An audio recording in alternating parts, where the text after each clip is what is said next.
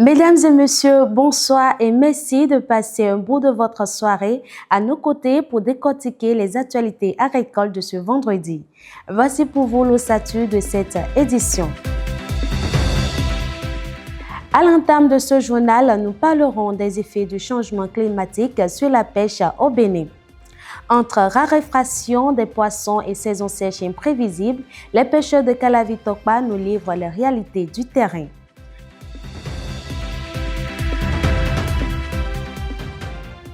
Ensuite, cap sur un phénomène bien connu des Béninois, l'harmattan.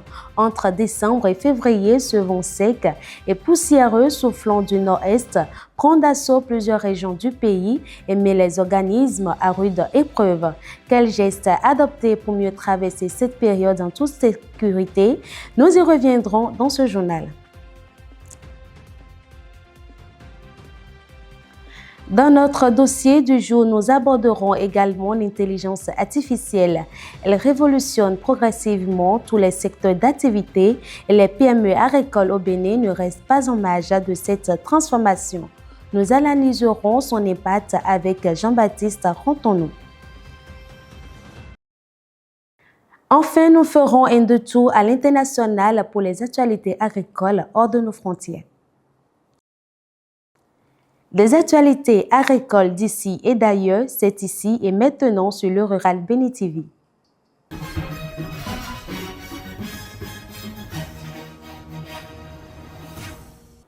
Merci de nous recevoir chez vous pour cette nouvelle livraison d'informations agricoles. Comme à l'accoutumée, consultons les nouvelles météorologiques.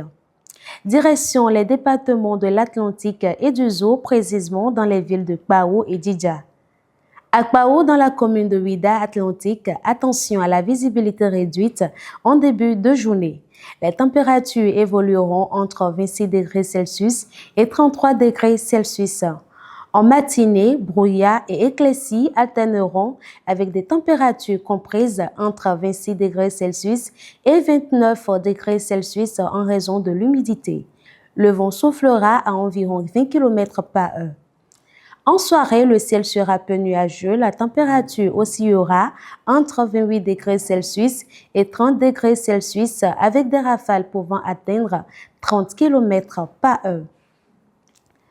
À Djidja, dans le département du Zoo, la matinée sera marquée par une visibilité réduite, du brouillard et quelques éclaircies. Les températures varieront entre 25 degrés Celsius et 38 degrés Celsius. En soirée, alternance de nuages et de soleil avec un thermomètre affichant entre 29 degrés Celsius et 30 degrés Celsius. Le ciel sera partiellement nuageux avec un faible risque d'averse estimé à 20%. Ainsi prend fin le point météorologique, place maintenant aux informations agricoles. Depuis le mardi 27 janvier 2026, 200 jeunes venus d'Afrique de l'Ouest participent à une formation stratégique sur les techniques agroécologiques et climato-intelligentes de production du maïs destinées à l'alimentation des volailles. La session se tient à l'Institut des recherches agricoles du Bénin, INRAB.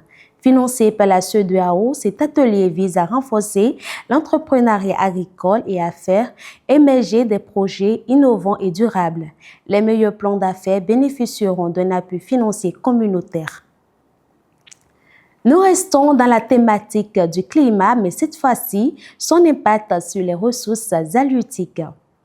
Le changement climatique bouleverse les équilibres naturels et affecte directement les ressources halieutiques. La raréfaction des pluies, le dérèglement des saisons et la dégradation des écosystèmes aquatiques influencent la croissance des poissons et compliquent l'activité de pêche. Un regard sur les effets de ces bouleversements, les causes de la baisse des précipitations et les difficultés rencontrées par les pêcheurs avec Mystéria Alarizi et Jean-Dac Torono. La modification des saisons, la hausse des températures et l'irrégularité des pluies bouleversent les équilibres naturels, notamment dans les écosystèmes aquatiques, piliers de la sécurité alimentaire. Ces bouleversements climatiques ont des répercussions directes sur les ressources halieutiques. La baisse des apports en eau douce, Et la perturbation des cycles naturels affecte la reproduction et la croissance des espèces. Lorsqu'il pleut, les poissons bénéficient d'une eau plus fraîche, ce qui favorise leur croissance et leur permet de grossir convenablement. Mais en période de sécheresse et de forte chaleur, ils manquent de nourriture et deviennent plus maigres. Dans ces conditions, un poisson qui se vendait autrefois à 5 000 francs ne vaut plus aujourd'hui que 2 500 francs. Le manque de pluie complique énormément notre travail. Autrefois, lorsque les pluies étaient régulières, les sorties de pêche étaient fructueuses, les prises étaient abondantes et les poissons bien charnus. Aujourd'hui, la situation est tout autre. L'irrégularité des précipitations s'explique par les dérèglements climatiques observés ces dernières années. La déforestation, la dégradation des mangroves et le réchauffement global modifient les mécanismes de formation des pluies. Des saisons autrefois bien marquées deviennent désormais imprévisibles, réduisant ainsi la disponibilité de la nourriture naturelle dans les plans d'eau. L'absence de pluie s'explique par plusieurs facteurs dont certains sont liés aux activités humaines. Il arrive que la pluie attendue à une période précise soit retardée jusqu'à la fin de la saison favorable. Et même lorsqu'elle tombe, elle n'a plus la même régularité ni la même intensité qu'autrefois. La saison des pluies semble profondément perturbée par les effets du changement climatique. Conséquence, le poisson mis sur le marché se vend difficilement en raison de sa qualité et lorsqu'il trouve preneur, il perd considérablement de sa valeur.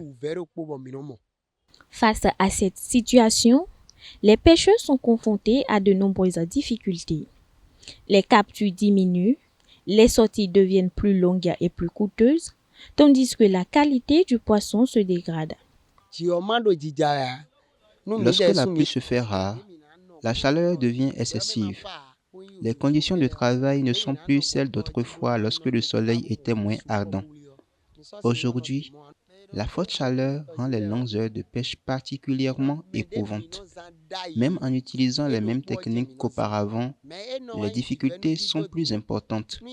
Par exemple, autrefois, une heure de pêche suffisait pour gagner 5 000 francs. Désormais, avec la raréfaction des pluies et les effets du changement climatique, il faut passer toute une journée sur l'eau pour espérer obtenir le même revenu. Résultat, les poissons se raréfient et présentent un amaigrissement progressif, signe d'un milieu aquatique fragilisé. Toujours au chapitre des initiatives sectorielles, la conférence itinérante du bilan du programme d'action du gouvernement PAG organisée par les acteurs du secteur agricole de l'Atakora a connu son épilogue le samedi 24 janvier à Peporiakou dans la commune de Natitengu. Il s'agit de la 10e étape de cette initiative menée sur 2 mois et 3 semaines dans le cadre d'un vaste processus de mobilisation au profit du duo candidat de la mouvance présidentielle. Changement climatique ou non, un autre phénomène saisonnier a marqué l'actualité. L'harmattan, arrivé avec un léger retard, mais désormais bien installé. Le vent sec et chargé et poussiéreux de l'harmattan met à rude épreuve notre santé. Pour mieux résister aux infections et préserver son immunité, l'alimentation et l'hygiène deviennent des alliés indispensables. Fruits locaux, tisanes, protectrices et gestes simples au quotidien, découvrez comment traverser cette période en pleine forme. Chaque année, entre novembre et février, l'harmattan souffle sur l'Afrique de l'Ouest. Ce vent sec et poussiéreux fragilise notre organisme et favorise les infections respiratoires. Pourquoi se protéger et renforcer son système immunitaire? Les spécialistes rappellent que la poussière transporte microbes et virus, dessèche les muqueuses et expose les enfants comme les adultes à la toux, la grippe et la bronchite. Aussi, les variations de température fatiguent le corps et augmentent les risques d'infections respiratoires. Pour mieux résister aux agressions du vent sec, et poussiéreux de l'harmattan, certains spécialistes recommandent une alimentation riche en nutriments essentiels. Les fruits gorgés de vitamine C, comme l'orange, la mandarine ou la goyave, renforcent les défenses immunitaires et aident l'organisme à lutter contre les infections. La vitamine A, présente dans la papaye, l'huile de palme, la carotte, le moringa, joue un rôle clé dans la protection des voies respiratoires.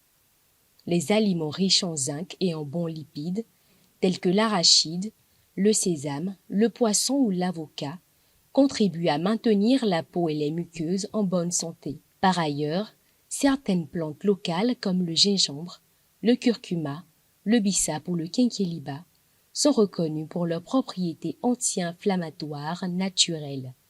Elles apaisent la gorge et soutiennent le système respiratoire. Enfin, les protéines issues du poisson, des œufs, de la volaille ou des légumineuses sont indispensables pour fabriquer les cellules immunitaires et renforcer les défenses du corps. Autre astuce pratique, les nutritionnistes conseillent d'ajouter le jus de citron seulement quand l'infusion est tiède afin de préserver la vitamine C. Boire 1,5 à 2 litres d'eau potable par jour est essentiel pour compenser la sécheresse de l'air. Les repas chauds sont à privilégier. Sur le plan de l'hygiène alimentaire, les experts insistent. Laver fruits et légumes, couvrir les repas, éviter les aliments exposés dans la rue et conserver les restes dans des boîtes hermétiques.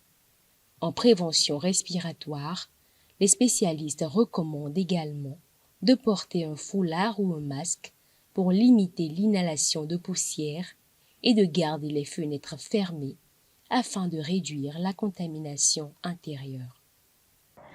Place à la technologie au service de l'agriculture. Le mardi 27 janvier, l'équipe de l'IRC a visité le siège de la Sonama à Ouidah pour échanger sur le rôle stratégique de l'entreprise dans la modernisation du secteur cotonnier béninois. La Sonama a présenté son offre globale, ses services ainsi que ses actions sur le terrain, notamment le site de recherche d'Okpara, la plateforme irriguée de l'IRC, les plateformes de LTAS, la collaboration en mal-herbologie avec la FSA, les recherches en streptile à Bembereke ainsi que les équipements agricoles et la récolte mécanisée avec le coton-piqueur Keza IH. L'Université nationale d'agriculture UNA, à travers le programme TAG2EV 2.0, en collaboration avec le Reforum Network et la Mastercard Foundation, a organisé le samedi 24 janvier 2026 sur le campus de Sakété une formation intitulée « Introduction à l'intelligence artificielle ». La session s'est déroulée en mode hybride, en présentiel et en ligne via Zoom. Aujourd'hui, l'intelligence artificielle devient incontournable dans tous les secteurs d'activité. Au Bénin, les petites et moyennes entreprises agricoles font face à des défis majeurs en matière de compétitivité, de visibilité et d'accès au marché. Pour y répondre, un nouvel outil fait progressivement son entrée dans le secteur, l'intelligence artificielle. Longtemps réservée aux grandes entreprises, cette technologie accompagne désormais les PME agricoles dans leur communication, la gestion de leurs données et l'amélioration de leurs performances.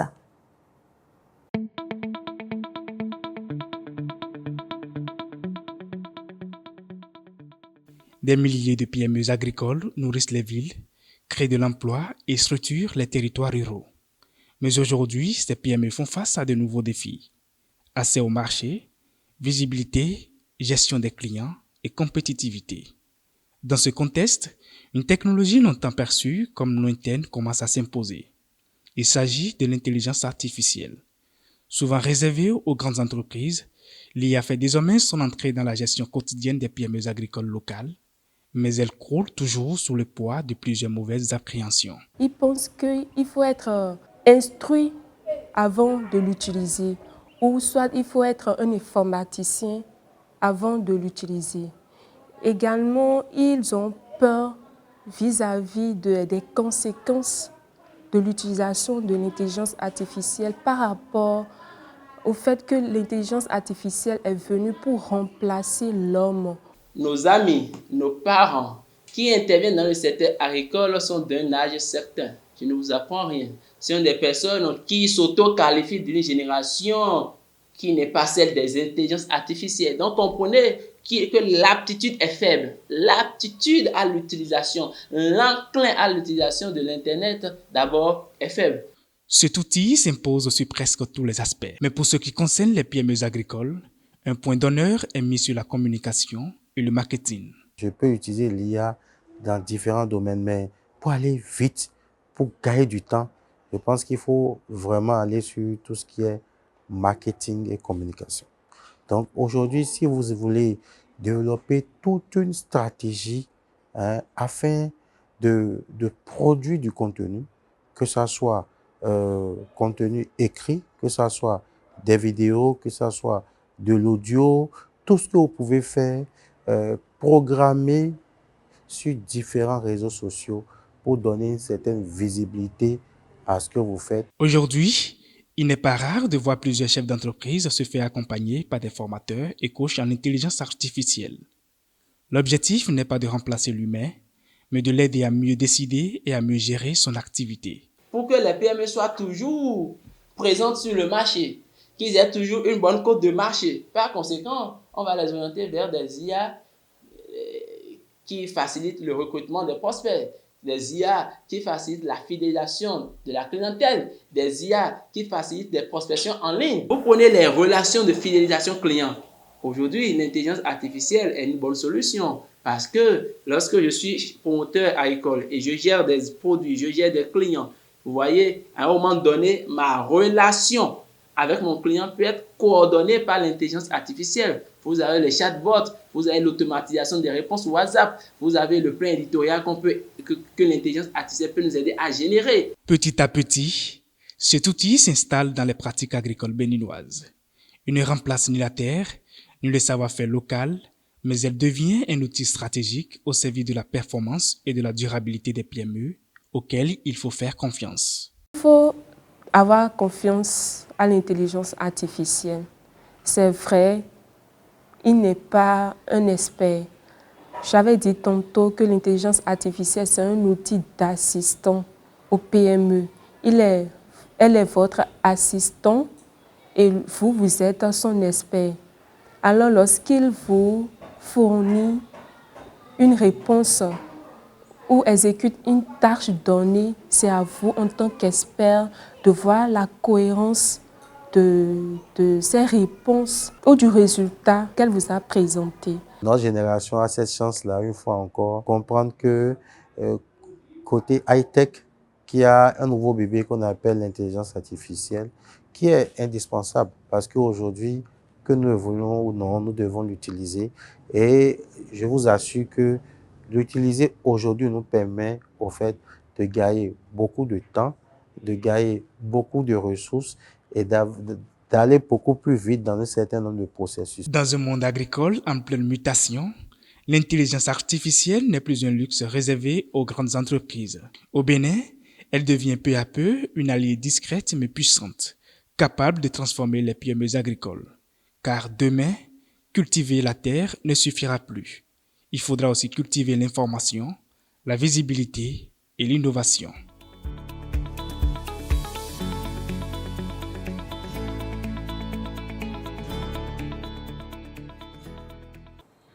On escale les murs de nos frontières. En Côte d'Ivoire, l'interprofession de la filière manioc, OIA Manioc, a été officiellement mise en place le mardi 27 janvier 2026 à Abidjan-Makori, réunissant pouvoirs publics, partenaires techniques et financiers, ainsi que les acteurs de la filière. Cette initiative ambitionne sur les 3 prochaines années de structurer la chaîne de valeur, renforcer la gouvernance, améliorer la traçabilité et sécuriser le financement afin de soutenir la sécurité et la souveraineté alimentaire.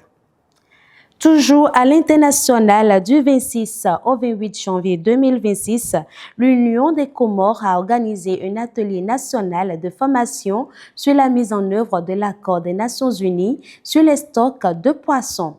Cette rencontre a permis de renforcer les capacités juridiques, techniques et institutionnelles face aux défis de la pêche illicite et de la gestion durable des ressources halieutiques. Et c'est sur cette note internationale que nous mettons un thème à ce dernier numéro de la semaine. Merci de votre attention, très bon week-end à toutes et à tous et à très bientôt sur le Rural Béni TV.